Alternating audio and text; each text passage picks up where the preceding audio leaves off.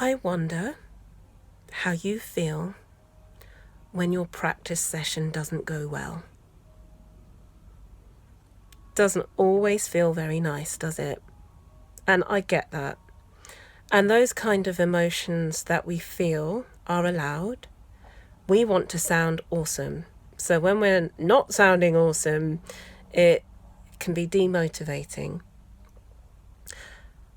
I wonder what it would be like if you were able to embrace those mistakes. Why is the issue that you're experiencing happening? So sometimes for me, if the notes are really close together, I can't quite seem to articulate my fingers well, or I might be playing something that's quick and I'm supposed to be tonguing the notes and my fingers and my tongue are not synchronized, and I get very frustrated.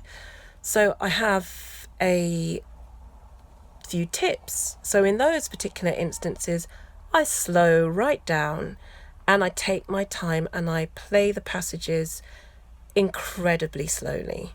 And it's all right to do that. If I'm having a practice session and it's just awful, and I get those days, I can clean the inside of my flute, put the flute away, and I can come back to it the next day. And that's all right to do. And that's actually quite useful, because sometimes we just need a little bit of space to absorb what we have learned.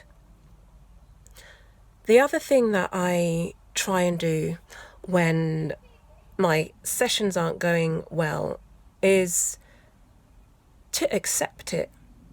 So sometimes I record myself playing and I think I should never let anyone hear this because I'm not perfect here.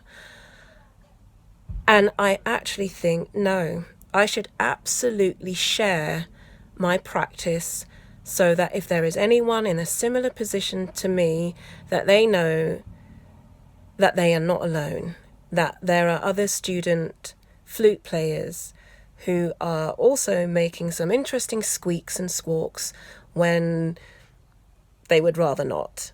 So look at your mistakes and your errors as part of the journey. They're like you're on the highway to learning your piece and you're making progress. And maybe your mistakes can be the trees that you pass. So you pass that on your way there. Or maybe it's another vehicle that you see your mistake as. Oh, right, yeah, that went past. You see it in the distance, you're making that mistake, and then it becomes in the background. And then you're still making that journey forward. Your mistakes are the path to you gaining mastery of whatever piece it is, or whatever technique exercise you're working on, or whatever scale. It's part of the journey. And I hope that you can see it for what it is. And if you're feeling brave, own those mistakes and be proud of them.